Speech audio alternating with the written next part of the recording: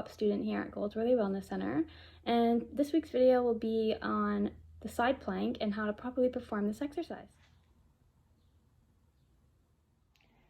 The muscles that a side plank are targeting are mostly located in your abdominal region, more specifically on your sides, so your internal and external oblique, your transverse abdominis, and as well your quadratus lumborum, which is actually located in your lower back. So your internal and external obliques are what facilitate lateral trunk flexion, as well as trunk rotation.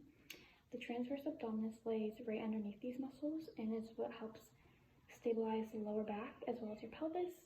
And your quadratus lumborum attaches from your 12th rib in your back to the top of your pelvis, and also helps with stabilization of your lower back and your pelvis, and also helps extending.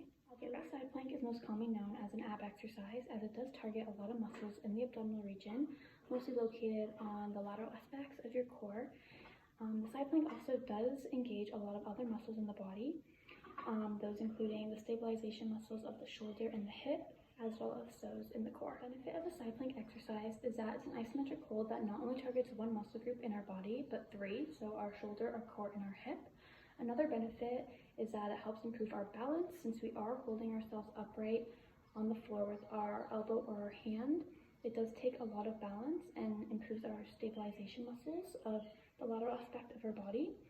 Another benefit to this exercise is that it helps reduce the risk of injury in our low back.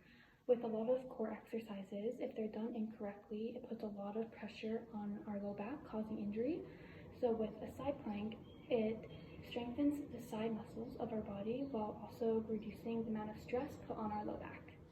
When setting up for our side plank, we are going to be on our elbows and our feet. So we want to have our legs straight, our elbow on the ground, and our feet stacked on top of one another. We're going to put our hand on our hip and then lift up.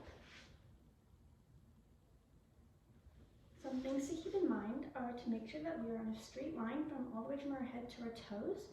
We want to keep a neutral spine and keep it straight without our hips dipping. Another thing to keep in mind is we want to have our elbow pushing away from the floor. So when we get up like this, make sure that we're pushing against the floor to lift us up. Another thing is we want to keep our core braced at all times. To make sure that we're doing this, imagine somebody is about to punch you in the stomach. You want to brace your core as if you're ready for that impact, and that will help you keep your core braced at all time, which will help your hips from sagging and to keep you upright. Lastly, you just want to make sure that your shoulder is directly over your elbow and your elbow isn't far out or tucked in. You want to have them in line with each other. Some common mistakes that people make with this side plank is their hips will dip like this. This puts a lot of pressure on the low back and also disengages your core muscles, so it's not working the right muscles there. Another thing is people will put their head down. This puts a lot of pressure on the cervical spine, so we want to make sure that we're looking forward the whole time. Another thing we want to make sure that people commonly mistake is their shoulder will drop like this. That is putting a lot of stress on that shoulder. We want to make sure the stabilizing muscles here are active and that we are holding that shoulder stable. Ways that we can alter a side plank to make it either easier or harder depending on where you're at with it. So one regression we can do to make it a little bit easier is we can actually go on our knees instead of being all the way on our feet. So it looks something like this. It helps with balance, and it's a little bit easier instead of being all the way on your feet. A progression that we can do to make it a little bit harder is to actually go all the way up onto our hand instead of our elbow. It would look something like this. That challenges the shoulder muscles a little bit more as well as the core. And if we want to make it even a little bit harder than that, we can add a dynamic aspect to it. This challenges your balance and also challenges your range of motion while you're holding that plank. It would look something like this.